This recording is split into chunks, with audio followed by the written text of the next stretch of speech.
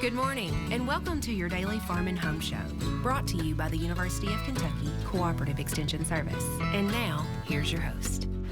Good morning, I'm Joanna Coles, and I promise if you picked up a farm publication in the last year, it has said something about dicamba. And Dr. Travis Legleiter with the University of Kentucky Extension Weed Scientist is here today to talk a little bit more about that. That's right, that's right. I'm sure you think about it in your sleep because you've done so many of these dicamba meetings. And I have a lot of farmers who say, you know, we've been using dicamba for years. What's the fuss now? Right, so the difference now is we're spraying it at a different time of year. That's probably the biggest difference between when we sprayed it before is before we're spraying it in corn, we're spraying it early in the season. Now, you know, with the dicamba beans, now we're able to spray it in June and July, and that's when some of our sensitive species are around, and that's when we're going to see more injury. Okay, and you know, we talked a little bit earlier in the week about pigweed, palmer pigweed specifically, and I mean that's one of the things that we're trying to combat here. Right, yeah, that's right. So palmer amaranth and water hemp, those are probably the two targets we're going after with this technology, and we need it. I mean, there's no denying that we need this dicamba technology to help manage those two weeds.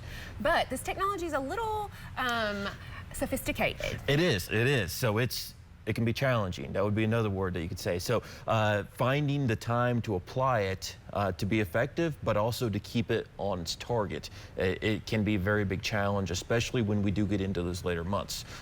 Because basically, with the type of herbicide this is, broadleaves is what it's going to control, but we have a lot of broadleaf crops as well, and those crops can be very sensitive to dicamba. And I'm glad you brought along some examples, because I think one of the big aha moments was, you know, how sensitive the soybeans were actually to the dicamba. Right, so soybeans are by far the most sensitive crop we have. A lot of people say it's tobacco. It's not. It is soybeans that is our most sensitive crop that we have. And you kind of brought along some examples to kind of show us. So explain what we have here. Yeah, so what we have here is we have 3 different rates of dicamba on our plants here. So we start out with a 1/100th X rate, so that's kind of like a drift scenario. And then this is 1/1000th X rate, that's kind of like a volatility event. And then 1/5000th, that's a very low dose.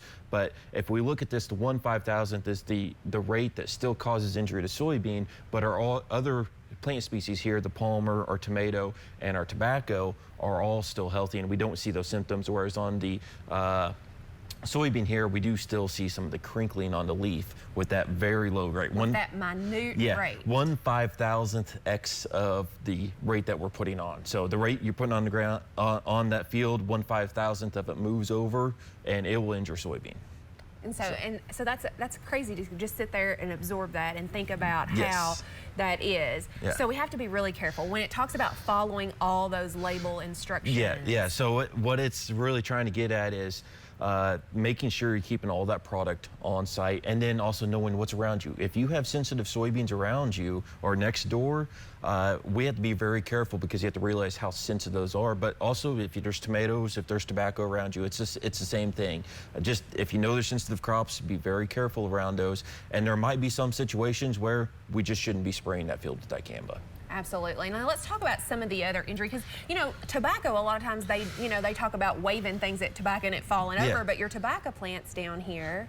Yeah. So you know, we have the tobacco plants here. So this is again the drift rate, the 1/100th, and you can see that injury on that tobacco. Some people call it the cobra head look, and even up at that 1/1000th, you can still see a little bit of that. So tobacco is also sensitive to it, and the problem with tobacco is if you get that injury, a guy can lose his contract over that amount of injury. So even though it might grow out of it, he can still lose his contract over it. And that's the issue with tobacco. Right, is there was the residual on that. And with the soybeans, you know, we see some yellowing and some crinkling of the leaves there. What's that going to do for the crop? Yeah, so what that's going to do for the crop is hard to tell. Year to year, it's going to be a little bit different. You know, with this one here, this is the 1/100th X rate. You know, you can see we have multiple leaves that are affected all the way up to the growing point. We might actually see an effect from that. It just depends on the year. If we have a nice, good year, we'll probably grow out of this and be fine. But if this happened when it's in reproductive stages, we can see some problems with that. As we get down to here, probably not as big of a deal, but again, it's all about timing. It's all about what are the weather conditions following that. So we still have a lot to learn. We have a lot to learn. Well, there's so much about it, and we so much appreciate you doing this type of research you know, so we know maybe what to expect. I Right. mean, Kentucky will deal you a crazy weather hand and all kinds of things like that. So we have some of those things to contend with, but really good information, and appreciate you bringing it to us today. So if you have any questions, make sure to contact your local extension office. Thanks for watching and have a great day. If you have questions about today's topic, please call the Warren County Extension Office at the number on your screen. Thanks for watching and have a great day.